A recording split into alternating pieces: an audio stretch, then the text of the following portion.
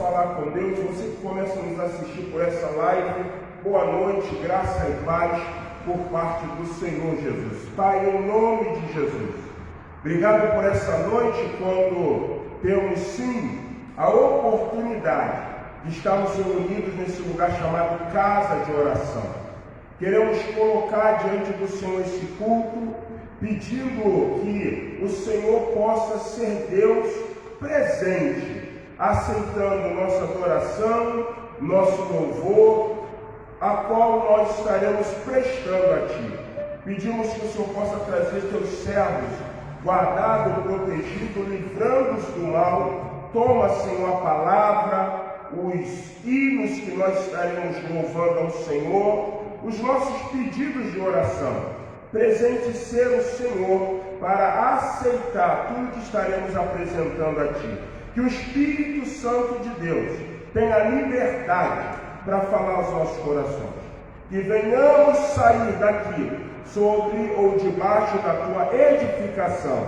Fala conosco, repreende toda ação do mal, manieta as forças das trevas, pois choramos crendo, agradecidos, no nome de Jesus o Cristo. Amém, amém. Louvemos ao Senhor, hino de número 469, Corajosos. Vamos louvar o Senhor com esse belo hino.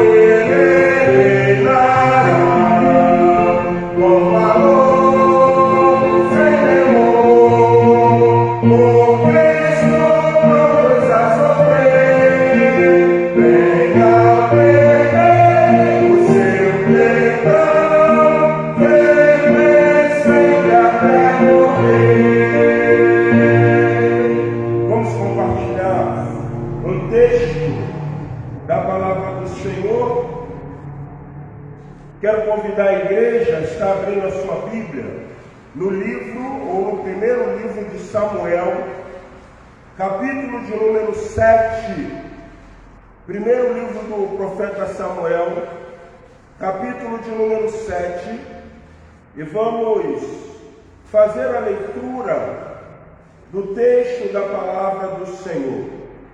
1 Samuel, capítulo de número 7. Diz assim a palavra do Senhor, estaremos lendo do versículo 1, que diz então: Então vieram os homens de Quiriate-Jearim, e levaram a arca do Senhor à casa de Abinadab, no outeiro, e consagraram Eleazar, seu filho, para que guardasse a arca do Senhor. Versículo 2, a igreja poderia ler? Não estarei lendo. Sucedeu que desde aquele dia a arca ficou em Quiriate-Jearim. Tantos dias se passaram que chegaram há 20 anos, e toda a casa de Israel dirigia lamentações ao Senhor. Falou Samuel a toda a casa de Israel, dizendo: se é de todo o vosso coração que voltais ao Senhor, tirai dentre vós os deuses estranhos e os ídolos ou astarotes, e preparai o coração ao Senhor, e servi a Ele só, e Ele vos livrará das mãos dos filisteus.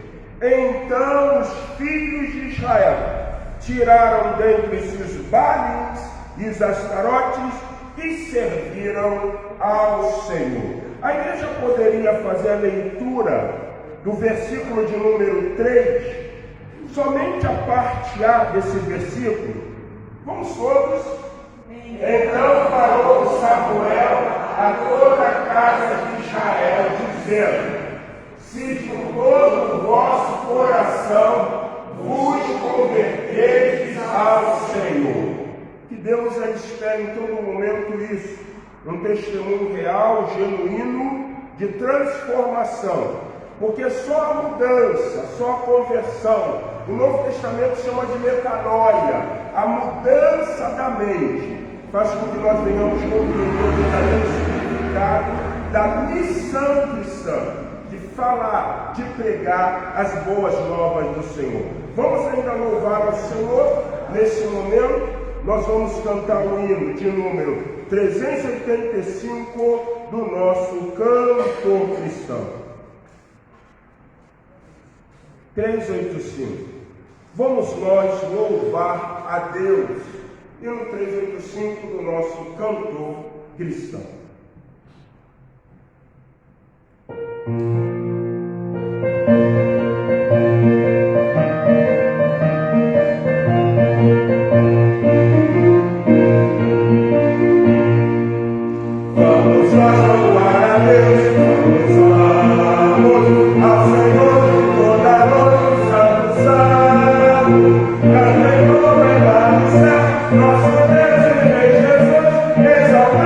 Seja Deus,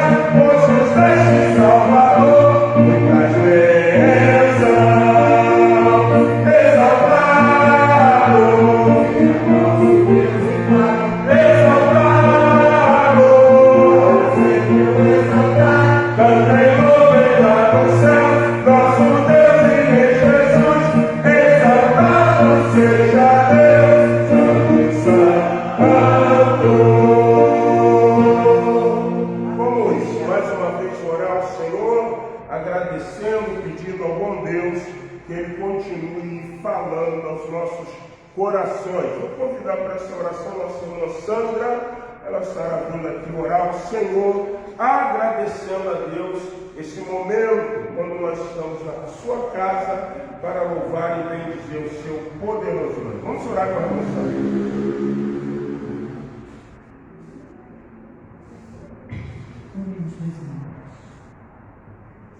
Senhor Deus glorioso, maravilhoso, Amém. Criador do céu e da terra. Sim, Pai, nós glorificamos o Teu nome, meu Pai, Amém. mais esta noite em Tua casa, Senhor. Amém, Jesus. Porque sabemos, Senhor, que só o Senhor é digno de toda a adoração nesta terra. Amém. Louvado é teu nome. Senhor, nós queremos Te agradecer por cada um desses Teus filhos, meu Pai. Porque o Senhor já não nos chama mais de servos, mas de amigos. Verdade. Muito obrigado, Senhor, por esse tão grande amor.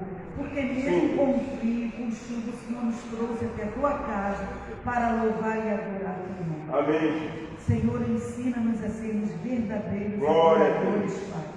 Não aqueles frequentadores de bancos de igreja, Sim. mas aqueles que adoram em espírito e em verdade. Amém. Porque sabemos, Senhor, que é esse que o Senhor procura. Verdade. Senhor, perdoa os meus pecados.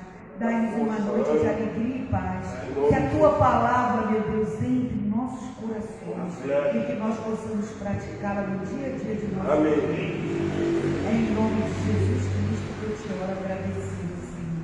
Amém. Amém. Amém.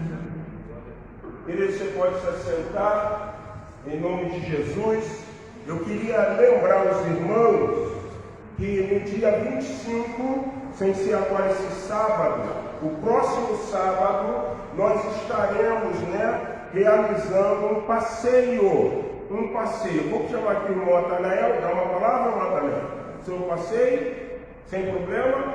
Ok? Então nós ainda temos, se não me engano, 4 vagas, 5 vagas. Então, se você ainda não deu o seu nome, eu gostaria que você estivesse conosco. O valor do passeio, R$60, é um passeio bem acessível. O que nós vamos realizar? Um passeio, um dia, um sábado, o almoço será um churrasco.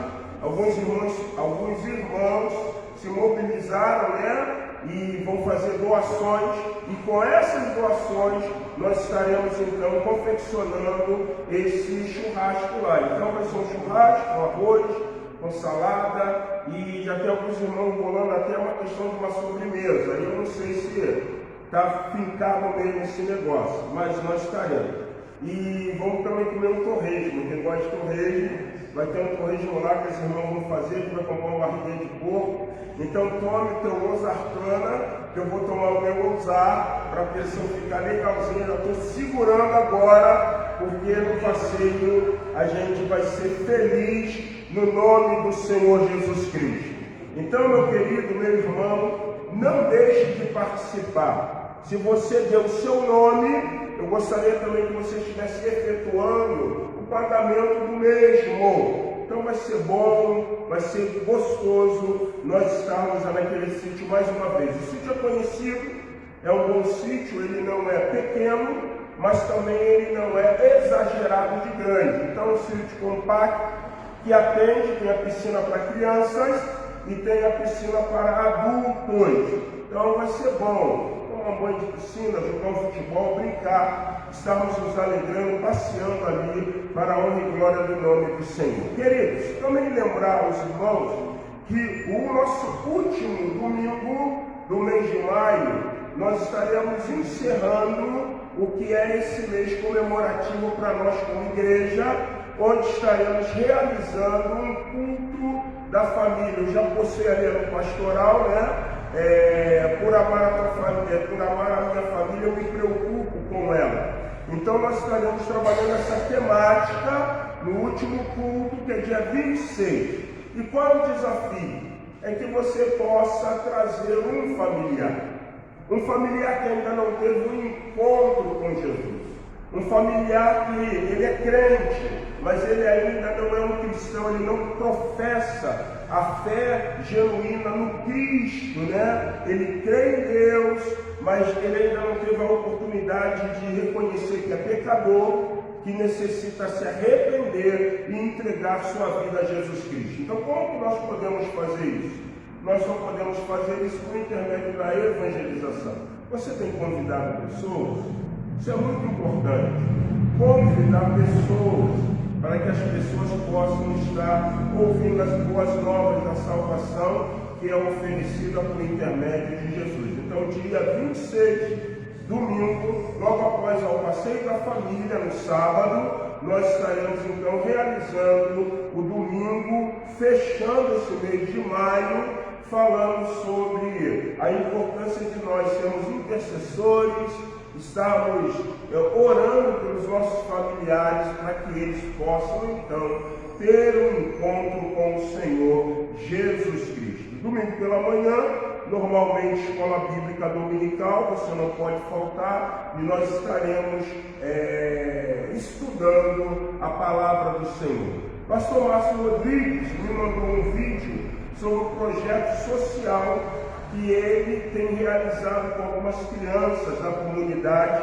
Você pode depois acompanhar na Pastoral News. E o que eu gostaria de pedir? Eu gostaria que você estivesse orando pelo pastor, pelos professores e pelas crianças, os meninos, as meninas que estão frequentando aquele projeto. Ele me mandou hoje ali um professor dando aula de jiu-jitsu, o tatame no chão, coisa maravilhosa, mostrou uma parte da casa que foi alugada, Então vamos orar, irmãos, vamos pedir ao Senhor que o Senhor exerça misericórdia e esse projeto prospere para a honra e glória do nome do Senhor Jesus Cristo. Queridos, sem mais delongas, vamos compartilhar um texto da palavra do Senhor. Eu quero convidar vocês a abrirem suas Bíblias no livro de Atos dos Apóstolos, capítulo de número 6. Eu queria pensar com vocês, nesse mês da família, sobre o tema Famílias Enraizadas, Frutos que Permanecem. Vamos pensar nesse tema, Famílias Enraizadas, Frutos que Permanecem. Atos capítulo de número 6, eu quero ler com vocês esse primeiro texto e me deter em um certo ponto. Olha o que diz Atos 6, versículo de número 3. Atos dos Apóstolos, capítulo de número 6, versículo de número 3. Diz assim: Mas irmãos, escolhei dentre vós 7 homens. Eles têm que ter, repita comigo, boa reputação, cheio do Espírito Santo e de sabedoria. Amém. Os quais encarregaremos desse serviço. E quanto a nós, consagraremos a oração e ao ministério da palavra.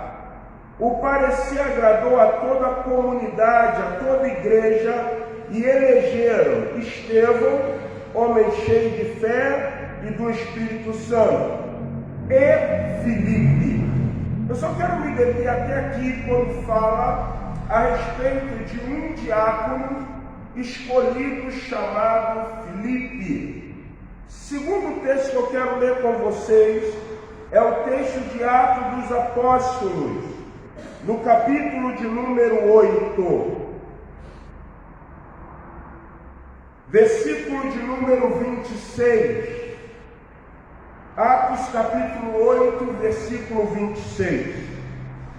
O anjo do Senhor falou a Filipe, dizendo: Levanta-te, dispõe-te e vai para o lado sul, no caminho que desce a Jerusalém. A Gaza, esta se acha deserto.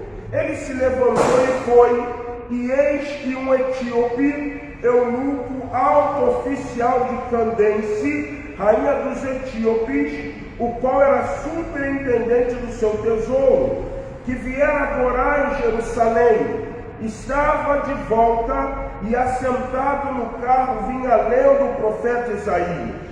Então disse o Espírito a Filipe: aproxima-te deste carro e acompanha-o. Versículo 30, correndo Filipe, ouviu ler o profeta Isaías, e Filipe fez a seguinte pergunta: compreendes o que vens lendo?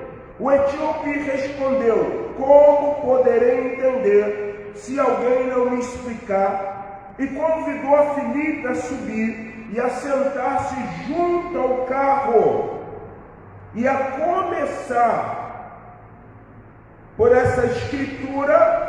Este lhe apresentou, sentar junto a ele. Ora, a passagem da escritura que estava lendo era esta: foi levado como ovelha ao matadouro, e como cordeiro mudo perante seu posqueador, assim ele não abriu a sua boca. Na sua humilhação lhe negaram justiça. Quem lhe poderá descrever a geração? Porque da terra a sua vida é tirada. Então o eunuco disse a Filipe: peço que me explique a quem se refere o profeta. Ele fala de si mesmo ou de algum outro? Então Filipe explicou, e começando por essa passagem da escritura, anunciou-lhe Jesus. Terceiro e último texto que eu quero ler com vocês, Atos capítulo 21, versículo 8 e 9. Atos 21, versículo 8 e o versículo de número 9. No dia seguinte, partimos e fomos para Cesareia. E entrando na casa de Filipe, o evangelista, que era um dos 7, ficamos com ele. Tinha Filipe 4 filhas donzelas que profetizavam. Provavelmente, eu não sei que você já teve a oportunidade de fazer uma análise bíblica a respeito de Filipe e o posicionamento de Filipe como senhor de uma casa. Filipe como um pai, Filipe como um marido, Filipe como um pai na criação dos seus filhos, Filipe como um marido no bom trato da sua esposa. É como falar sobre Obed-Edom. Nós temos o hábito, muitas vezes, quando lemos a história de Obed-Edom, a Bíblia diz que Obed-Edom é aquele coraíta que ele vai levar a arca do Senhor para sua casa. E diz a Bíblia que a arca ficou 3 meses, e nos 3 meses, nos 90 dias, que a arca ficou na casa de Obed-Edom, foi abençoado ele e toda a sua família. Muitas vezes os pregadores vão pegar o texto de Obed-Edom e eles vão trabalhar conjecturas. E uma das conjecturas mais falível, ou uma das conjecturas mais utilizadas, é que se você trouxer a presença de Deus para sua casa, você vai ser o quê? Abençoado. Porém, quando você começa a esmiuçar Obed-Edom, você percebe que a arca da casa de Obed-Edom não é simplesmente uma conjectura de que a presença de Deus vai fazer com que a sua casa seja abençoada. Obed-Edom, ele era um levita, ele era um cordeiro, e os cordeiros, eles sempre cuidaram da arca do Senhor no tempo do tabernáculo ou da tenda móvel. Eles tinham a incumbência, depois de coberto, depois de coberta a arca, eles desmontaram o templo, e aquilo que eles iam desmontando, eles também tinham a responsabilidade de cuidar. O que mostra claramente é que Deus, ele não trabalha com coincidências. A arca era um instrumento que simbolizava a presença divina e sempre foi cuidado por os coraitas, e Obed-Edom era um coraíta. Por que ele se torna Obed-Edom? Obed significa servo. E ele se torna Obed-Edom porque ele se torna servo de um vermelho, de um edomita. Isso mostra claramente o real abandono da presença de Deus Porque quando nós abandonamos a presença de Deus, nós esquecemos dos preceitos divinos. Deus havia dito: há 12 tribos em Israel. Uma tribo não será contada, ela não terá herança, porque a herança dessa tribo sou eu. E qual era a tribo? Tribo de Levi. Obed-edom era de que tribo? Tribo de Levi. Mostrava claramente que um povo que abandona Deus, ele não vai cumprir com as obrigações do que? Divino. E aí quando você também fala de Filipe, eu acredito biblicamente, quem daqui já ouviu um sermão aonde se trabalha o diácono evangelista Filipe como um exemplo de nota extremamente positiva no argumento chamado família? Vocês nunca ouviram isso? Eu nunca ouviram. Provavelmente nós lemos muitas vezes Atos 8, quando nós estamos cumprindo missões. E ali nós vamos ver um posicionamento que aí é fundamental para que famílias enraizadas, os frutos possam permanecer. No capítulo 8 de Atos, a Bíblia diz que o anjo do Senhor falou a Filipe: Filipe, levanta-te. Filipe, dispõe-te, vai, anuncia. E qual foi a postura? Qual foi o posicionamento de Filipe? Obediência. Quando nós falamos de família, é isso que Deus em todo momento espera de uma o quê? Família. Famílias que tenham por finalidade obedecer. Se nós obedecemos, nós seremos famílias enraizadas. O grande problema que nós estamos vivendo é o seguinte: não há raiz nas famílias. Por quê? Porque as famílias não querem obedecer. Mas não significa que se resume nisso e acabou. Existe uma coisa muito interessante. Ontem eu estava pregando numa igreja e o tema era famílias aos pés da cruz. E quando nós falamos de família aos pés da cruz, a cruz ela tem um exemplo muito claro. Quando você lê o Evangelho de João, você vai ver que a Maria, a mãe do nosso Senhor e Salvador Jesus Cristo, ela estava o quê? Aos pés da cruz. Por que Maria está aos pés da cruz? Porque, irmãos, por mais que Jesus fosse o Filho de Deus, ela via Jesus como sendo seu filho, nasceu dela. Quem esteve aqui no domingo pela manhã viu que nós falamos sobre Rispa. Matou os filhos, ela ficou 6 meses com os filhos enforcados, pegou um pano, cobriu uma pedra e velou o corpo dos filhos. Então, muitas vezes, ao pé da cruz, simboliza o quê? Conforto. Simboliza o quê? Proteção. Simboliza o quê? Cuidado. Famílias, quando estão aos pés da cruz, elas vão precisar provar de proteção e elas vão precisar provar de cuidado. O cuidado de Maria, mãe de Jesus, é extremamente declarado quando ela está vendo o filho pendurado no patíbulo, na cruz. Uma mãe que sofre, uma mãe que protege, uma mãe que diz: meu filho. E não vai ser diferente do aspecto família. Famílias enraizadas, famílias que estão aos pés da cruz, elas precisam aprender princípios. Então vamos recapitular algumas coisas. Eu, Márcio Souza da Silva, pastor Batista, eu sou criacionista. Eu posso estudar a teoria de Darwin, eu posso estudar a teoria do homem do sal, eu posso estudar a teoria do Big Bang, eu posso estudar a teoria do Neandertal, eu posso estudar a teoria da evolução, mas eu sou criacionista. Eu creio que Deus pegou o homem do pó da terra e ele criou o primeiro Adão, o primeiro humano, e ele viu que faltava uma coisa no homem: fôlego de vida, e ele soprou o espírito. E diz a Bíblia que o homem se tornou o quê? Alma vivente. Anos atrás, uma revista norte-americana, ela colocou uma pesquisa, e eu estava até trabalhando, eu escutei e parei para ouvir, que eles descobriram uma coisa, os cientistas descobriram uma coisa a respeito do homem.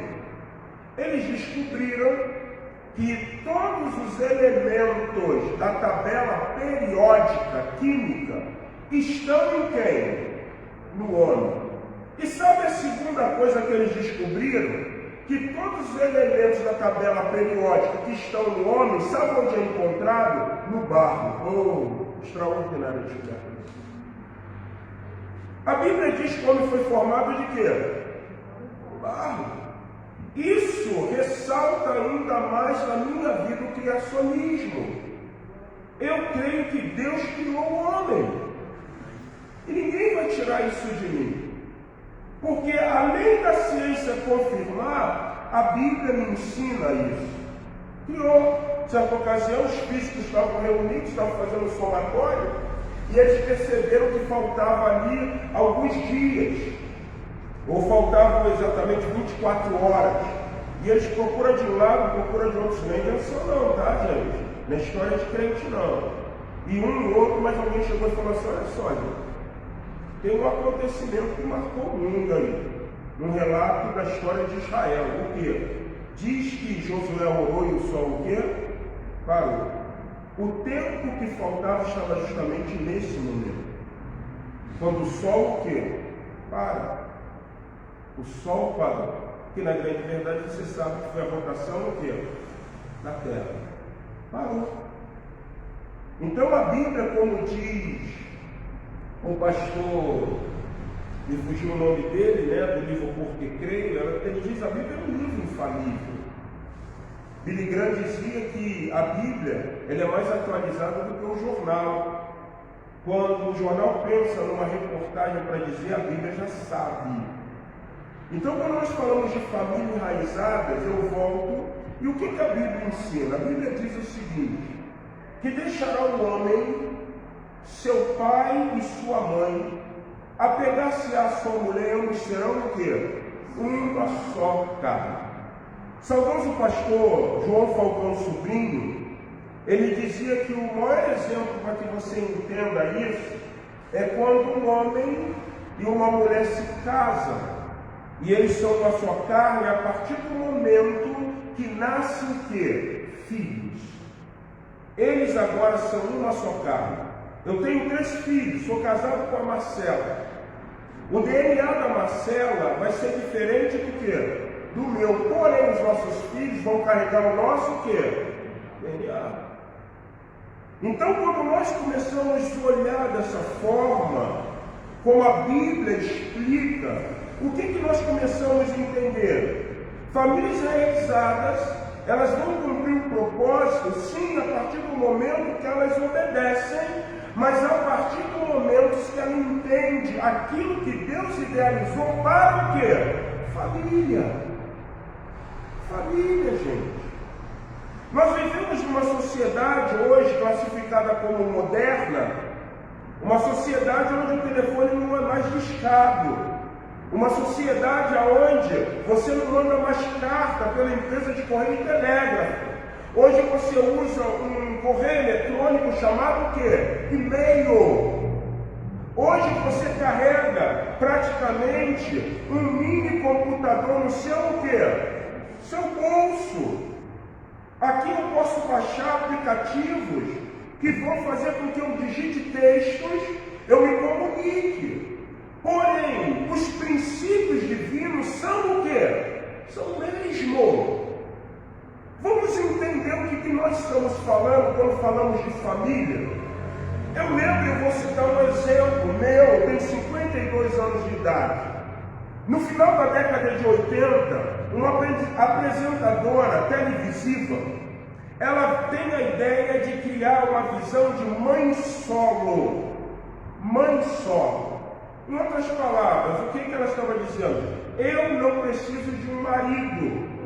Eu preciso sim de um bom biotipo. E ela procura um homem alto, bonito, gozando de plena saúde. Ela não tem ato sexual com aquele homem, mas ela usa inseminação o quê? Artificial. Nasce uma filha. É interessante que na visão dessa pessoa, ela pode ser mãe solo. Por que ela pode ser mãe solo? Ela é rica, ela tem fundo monetário, ela tem condição de pagar o melhor colégio, ela tem condição de dar as melhores coisas.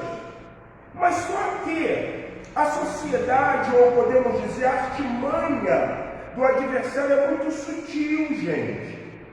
Muitas jovens acharam aquilo extremamente o quê? Bacana. E decidiram ser o quê? Mãe solo.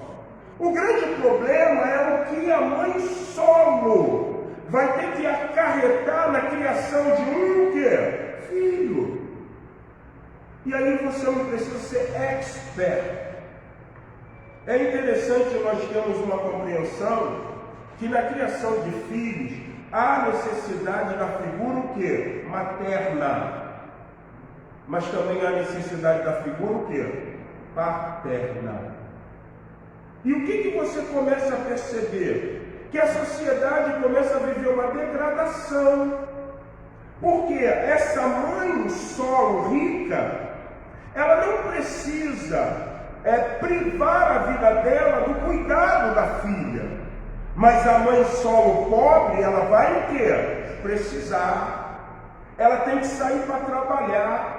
E ela esqueceu que ela vai ser assalariada. E ela esqueceu que por causa disso, ela não tem condições financeiras de pagar uma boa pessoa para cuidar de quem? Da criança. O que é que ela faz? Vamos correr para o estado, para o município, vamos botar na creche.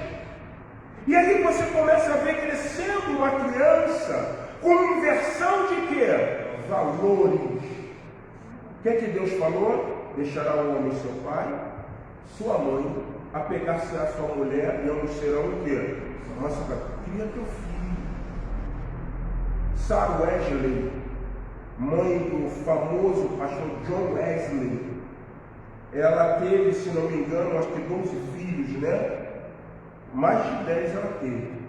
E ela perdeu o marido e ficou viúva cedo.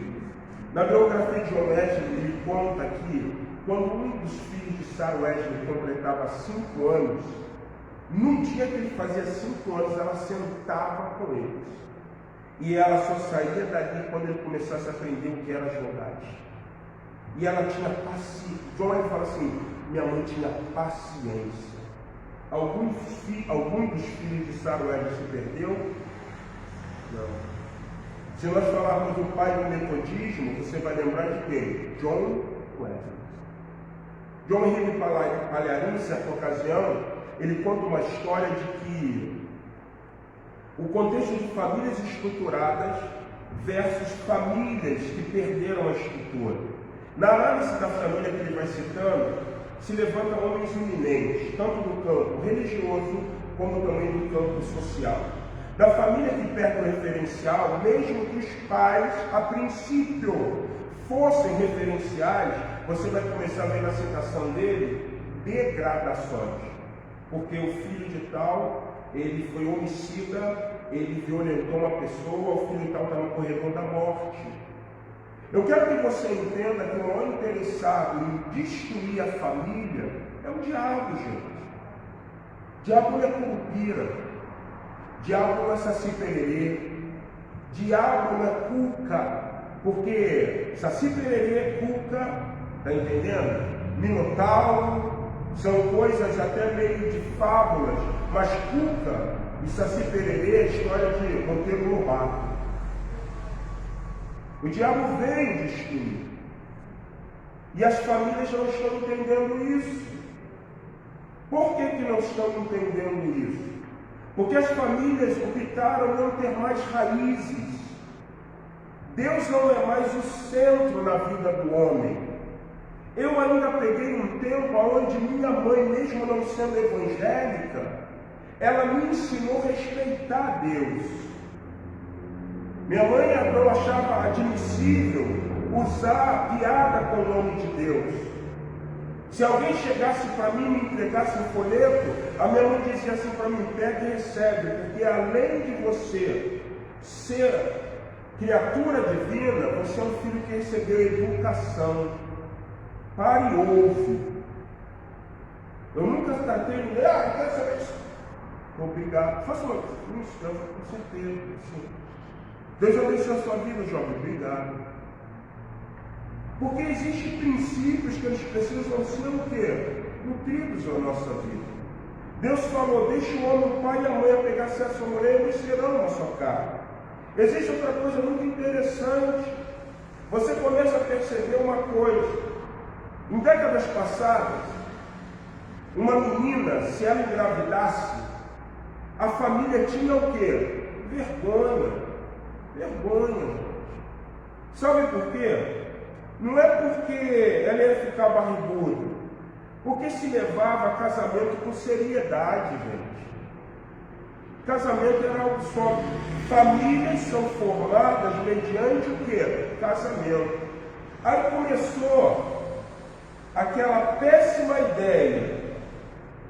Amigado de, como é que é? Amigado de fé, casado é. Não, isso fere o contexto de família. E aí existe uma coisa muito interessante, presta bem atenção que eu vou falar com vocês. Se vocês pegarem famílias, análises, você vai descobrir uma coisa. Maria casou com João. No casamento de Maria e João, nasceu Cláudio e nasceu Cláudia.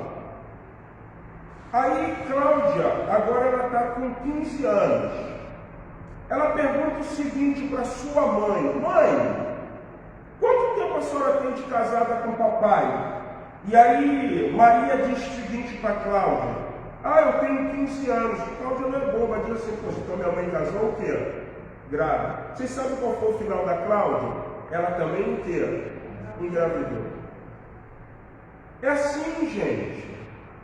É um efeito dominó. Isso não é uma questão de que o pastor está sendo fatalista, não. O que eu quero que você entenda, isso é muito real. Assim como Deus é criador, a Bíblia mesmo vai dizer que Deus baniu um ser que quis se rebelar, e ele falou: subirei mais alta nuvem, serei semelhante ao Altíssimo. Jesus diz: o ladrão vem se não roubar, matar e o quê? Destruir. Você chega às vezes numa família, você vê lindas crianças. Quantos filhos você tem? Eu tenho 5 filhos, pastor. Mas, pastor, tem um problema. É um de cada o quê? Cada pai. Gente, família é referencial. A igreja, ela precisa ousar na sua voz. Você já viu o que a sociedade está fazendo com a igreja? A sociedade quer calar a igreja. Não pode falar isso, porque se você falar isso, você é homofóbico. Não pode falar isso, porque se você falar isso, você é preconceituoso. Poxa, peraí. Eu estava vendo uma conversa e o cara virou e falou assim: eu vou te fazer umas perguntas e você precisa me responder com muita rapidez. Para você, quem é Maduro, ele é um grande ditador? Para você, quem é o Papa, um representante da religião?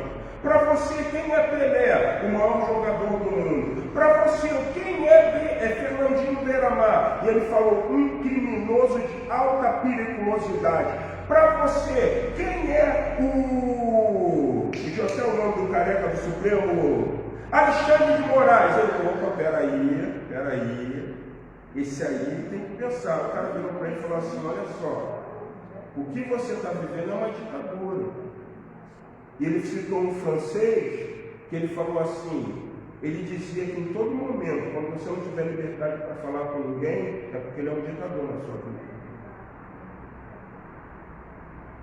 Por que a gente não vai falar de família? Por que a gente não vai falar que o homossexualismo é pecado? Por que a gente não vai falar que as práticas que estão tendo é errada? Nós temos que falar. Porque se nós não falarmos, o que vai acontecer? Famílias cada vez mais sendo o quê?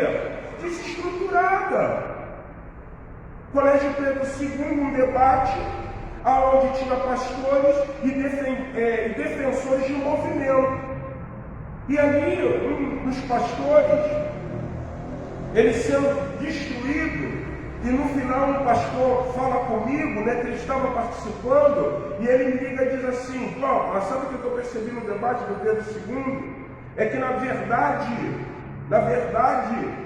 nenhuma mãe quer um filho envolto em pederastia. Nenhum pai quer uma filha envolta em pederastia. Mas o amor faz com que eles o quê? Aceitem. Vocês estão entendendo? Querido, a família tem um papel crucial. Eu escuto algumas pessoas falar assim: não, meu filho, ele vai escolher o que ele quer ser. Pô, legal. Mas era tão bom quando os pais, por vivência, delineavam um caminho para o filho, para a filha. Pode crer, serão filhos de sucesso. João começou direito. Falou assim: eu não tenho aptidão para direito. O que tu vai fazer então agora? Eu descobri que eu vou ser psicólogo. Aí ele trancou no quarto período da faculdade de Direito e começou psicologia. Daqui a pouco ele vira e diz assim: eu descobri que eu não tenho aptidão para ser psicólogo. O que você vai fazer agora? Ciências sociais. E aí ele vai para o segundo período de ciência e tranca de novo. Sabe o que aconteceu com ele? Ele está velho e não tem faculdade nenhuma. Por quê? Porque nós estamos errando no papel como família. Nós estamos deixando a sociedade dizer o que a gente, como pai, tem que fazer. Influencia o teu filho. Eu quero fazer isso. Cuidado, cara. Isso aí é uma universidade, uma graduação do momento. Você vai passar. Procure uma graduação que você sabe que a sociedade depende, porque tu sempre vai ter emprego. Senão você vai viver eternamente batendo o quê? Cabeça. Mas aí eu preciso voltar ao texto, porque senão nós vamos ficar nesse debate introdutório. Família enraizada, frutos que permanecem. Existem 3 coisas que a Bíblia vai nos ensinar para que uma família seja enraizada e os frutos permaneçam. Vocês viram que nós estamos usando o exemplo do diácono e do evangelista Filipe. Existiam 3 coisas reais que eram extremamente importantes para que aquele homem pudesse ser diácono. Vocês destacaram comigo. Primeiro, precisa ser o quê? Uma pessoa de boa reputação. Nenhuma família vai estabelecer uma raiz e frutos que venham permanecer se essa família não tiver o quê? Boa reputação. Tem que ter boa reputação. Acorda, menino. Calma, calma. Se não tiver boa reputação, tem que ter boa reputação, gente. Vocês já perceberam? A degradação do contexto familiar na sociedade se tornou algo tão comum que as pessoas ou as famílias não estão interessadas mais no quê? Na reputação, gente. Não, e assim mesmo, desse jeito, está tranquilo. Não, tem que ter uma boa reputação. Porque a boa reputação, ela vai ser o contexto da verdadeira raiz para que a sua família perpetue, para que a tua família seja exemplo, para que a tua família cumpra a vontade de quem? De Deus. Como é que está a sua família? O que dizem da sua família? Pastor, mas eu quis dar uma boa reputação, o dedo da mão não é igual, mas cada um seguiu o seu rumo. Eu concordo plenamente, eu sei como é que é isso. É verdade, às vezes você quer o melhor para um filho, o melhor para uma esposa, o melhor para um marido, mas eles não querem. Mas não é por causa disso que você vai deixar de preservar a boa reputação. Filipe, ele era um exemplo para essas filhas. Filipe diz a palavra que ele tinha a característica de, no contexto inserido da sociedade, no lugar que ele morava, ele era bem visto. Em Cesareia, não é isso? Ele era bem visto. Segunda coisa, família enraizada, frutos que permanecem, elas vão ter boa reputação, mas serão famílias cheias de quê? Do Espírito Santo. A nossa família precisa ser uma família cheia de Deus. Eu não escuto mais uma coisa que quando garoto eu escutava, quando muitas vezes, mesmo antes de estar na igreja, mas conhecer pessoas crentes, e muitas vezes porque o filho da irmã é crente, você está soltando pipa com ele, você está jogando videogame com ele, você está na casa dele, você almoçou na casa dele, mas geralmente chegava uma pessoa não crente e dizia o seguinte para a mãe do seu amigo: cara, que coisa linda, que coisa maravilhosa, quando eu vou na tua casa eu sinto paz. Vocês lembram disso? Quando eu estou na sua casa eu tenho paz. Isso mostra que Deus está no lugar. Isso mostra que além da família ter essa boa reputação, ela é uma família cheia do Espírito Santo. Eu não estou dizendo, irmãos, que os seus filhos serão melhores. Eu não estou dizendo que não vai se ter adversidade. Eu não estou dizendo que não vai ter momentos difíceis. Mas eu estou dizendo que famílias que estão enraizadas, elas vão ter uma boa reputação, mas elas serão cheias de quê? Do Espírito Santo. A tua casa será um lugar de paz. A tua casa será um lugar onde Deus habita. Mas para que haja isso, nós precisamos entender o verdadeiro significado daquilo que Deus, o Senhor do céu, que mandou um filho para morrer no cruz do Calvário, ele fala sobre família. Eu gosto de Josué. Josué é cabra bom. Josué vira e ele diz assim: olha só, quero trocar uma ideia com vocês aí. A gente saiu lá do Egito, não foi? Da além do Eufrates, né? Mas eu quero falar um negócio, se vos parece bem servir o Deus Sol, servir o Deus Rã, servir o Deus Lua, servir o Deus Mar, eu e minha casa o quê? Sabe o que o hebraico diz? Sabe o que ele está falando? Olha só, vocês podem fazer o que vocês quiserem, mas o meu clã servirá o quê? Ele está dizendo que o boi dele vai servir ao Senhor, a vaca dele vai servir ao Senhor, os servos dele vão servir ao Senhor. É desse jeito, gente. É dessa forma. Eu estou vendo pais deixando filhos fazer coisa dentro de casa que os pais mesmos o quê? Não fazem. Não. Aqui não. Quem come do meu pão prova também do quê? Do meu Senhor. Aqui não. Se você quiser fazer qualquer coisa, eu não vou te expulsar, porque não é dever meu, mas a porta da casa é serventia, como é que dizem? A porta da rua, né? Aqui não, aqui não vai botar cigarro, aqui não vai botar cachaça, aqui não vai botar nada disso. Porque teu pai não faz isso. Eu não faço isso. Como que você quer fazer isso? Aqui no clã nós servimos quem? O Senhor. O Senhor. Então isso vai fazer com que a tua família tenha uma boa o quê? Reputação. E a terceira e última coisa, famílias enraizadas, fruto que permanece, são famílias que, além de ter boa reputação, são cheias do Espírito Santo, mas também de sabedoria. Eu tive em Água de Lindóia, São Paulo, num seminário. E nesse seminário estava um professor, teólogo, pastor chamado Robert Litt. E o estudo dele foi em cima de provérbios. Provérbio fala muito de sabedoria, não fala? E ele falou uma coisa que eu já tinha aprendido no seminário, mas ficou mais claro para mim. Quando Salomão fala de sabedoria, ele está falando de uma pessoa. E aí Robert Litt mostrou quem é essa pessoa.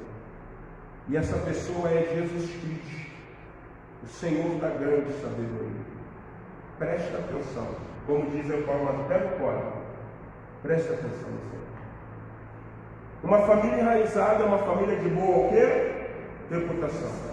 Uma família enraizada é uma família cheia do... Mas uma família enraizada é uma família cheia de Jesus. Porque ele é a personificação da verdadeira o quê? Sábio. Salomão era sábio, mas Jesus era mais sábio do que Salomão. Em outras palavras, nós precisamos chamar Jesus para ele estar no centro da nossa o quê? Família.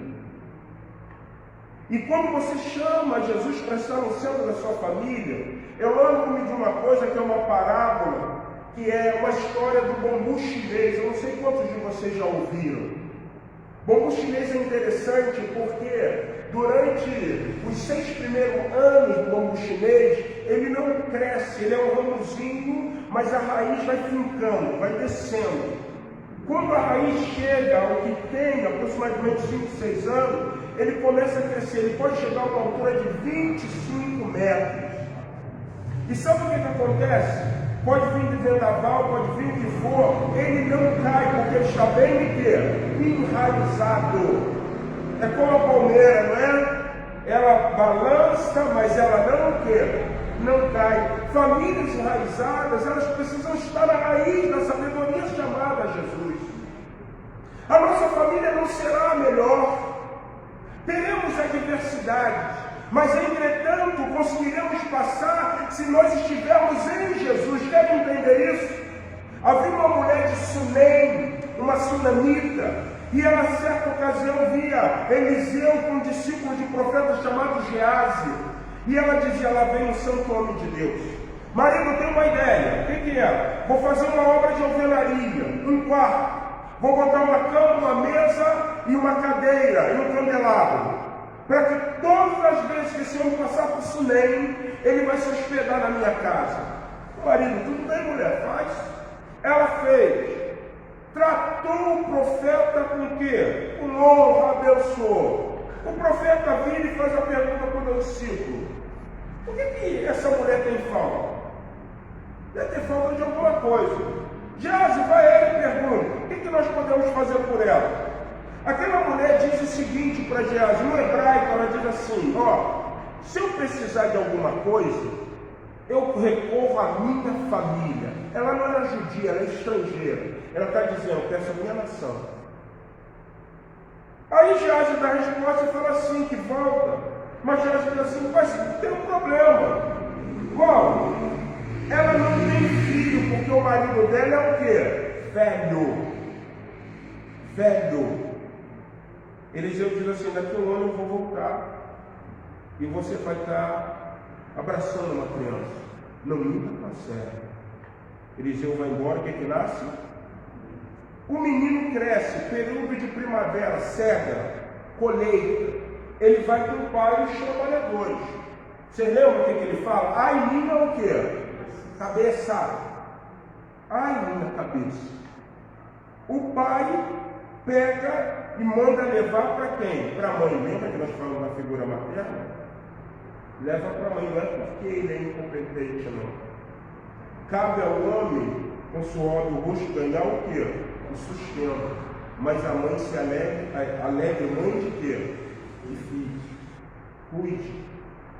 Se precisar trabalhar, o homem não tem que ter trabalho. Minha mulher não trabalha. Se a Marcela trabalhar, é melhor. Ainda dou uma facadinha dela. Não, Marcela. Mas a verdade, quem é o provedor da casa é quem? Ele.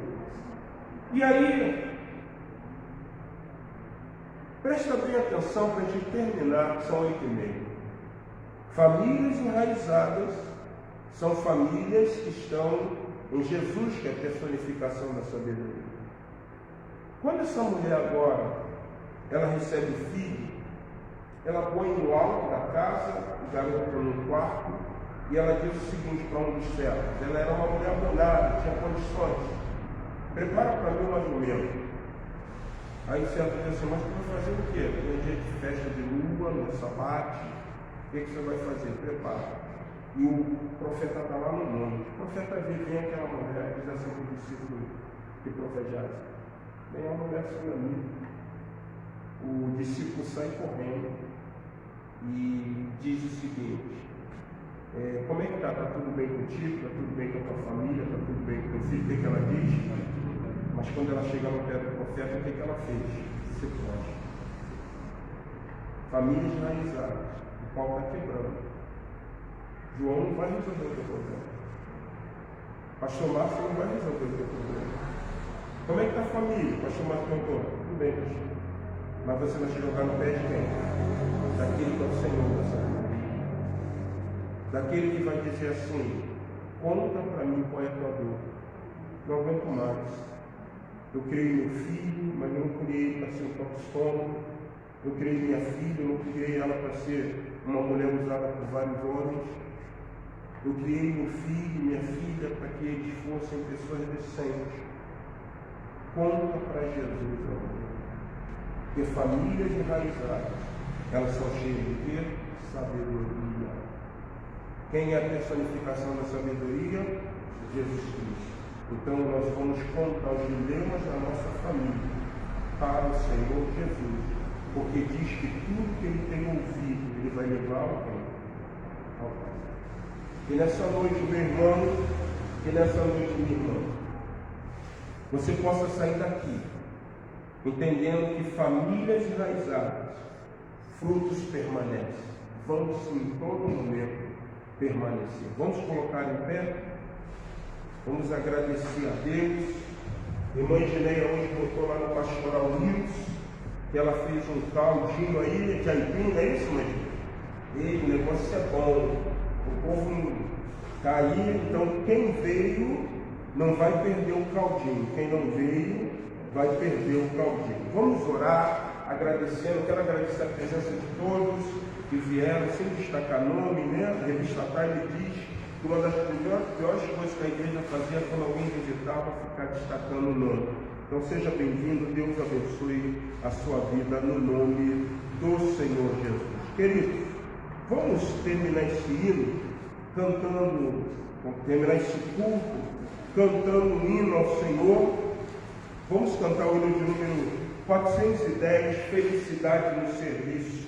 No serviço do meu rei eu sou feliz. Só passei exatamente 3 minutos do culto e nós vamos então estar terminando após o hino 410 e vamos orar agradecendo a Deus pelo culto e por mais um ano de vida que Deus concedeu no domingo passado a nossa irmã Edilene. Das mães, lá o negócio foi bom, né, Carlos? Aniversário, Dia das Mães, foi uma maravilha. Vamos louvar o Senhor? 410.